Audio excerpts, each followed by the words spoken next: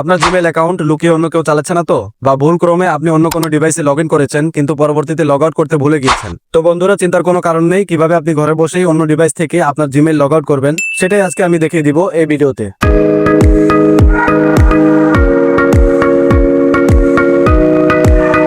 তো সর্বপ্রথম আপনার ফোনে থাকা জিমেইল অ্যাপ্লিকেশনটি ওপেন করে নেবেন। ওপেন করার পর উপরে ডান পাশে দেখবেন আপনার প্রোফাইলের একটা লোগো রয়েছে, এখানে ক্লিক করবেন। তারপর এখানে দেখুন উপরে ম্যানেজ ইউর গুগল অ্যাকাউন্ট, এখানে ক্লিক করে দিবেন।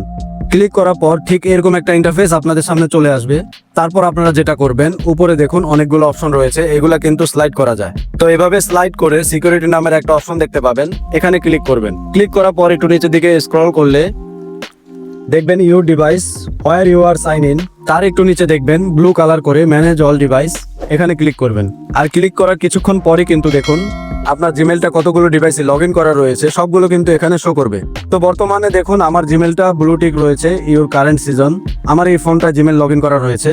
তো আপনারা যদি এখানে অপরিচিত কোনো ডিভাইসে জিমেল লগ ইন করা দেখতে পান তাহলে কিন্তু সঙ্গে সঙ্গে লগ আউট করে দিবেন। তা না হলে কিন্তু আপনার জিমেলে যত ইনফরমেশন রয়েছে, ভিডিও, ছবি, কন্ট্যাক্ট নাম্বার সবকিছুই কিন্তু হ্যাক হয়ে যেতে পারে।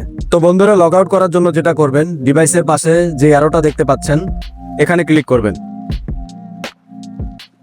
তারপর এখানে কন্টিনিউতে ক্লিক করে আবার কন্টিনিউতে ক্লিক করে আমার ফেস আইডিটা দিয়ে দিব। আপনাদের হয়তো এরকম ফেস আইডি বা আপনার ফোনে যে লকটা দেওয়া থাকে, ফিঙ্গারপ্রিন্ট বা প্যাটার্ন যেটাই থাকুক না কেন, চাইলে কিন্তু সঙ্গে সঙ্গে দিয়ে লগ ইন করতে হবে। তারপর এখানে উপরে দেখতে পাচ্ছেন সাইন আউট লেখা রয়েছে, এই সাইন আউটে ক্লিক করে আবার সাইন আউটে ক্লিক করে দিবেন। তো বন্ধুরা, দেখতেই পাচ্ছেন আমার ডিভাইসটা কিন্তু এখানে সাইন আউট হয়ে গেল।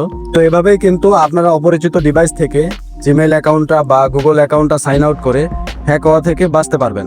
তো ভিউয়ার্স, এই ছিল আজকের ভিডিওটা ভালো লেগে থাকলে অবশ্যই আমাকে কমেন্ট করে জানাবেন, আর ভিডিওটা বন্ধুদের কাছে শেয়ার করে তাদের জিমেইলটা বা গুগল অ্যাকাউন্টটা সুরক্ষিত থাকার ব্যবস্থা করে দিবেন। আল্লাহ হাফেজ।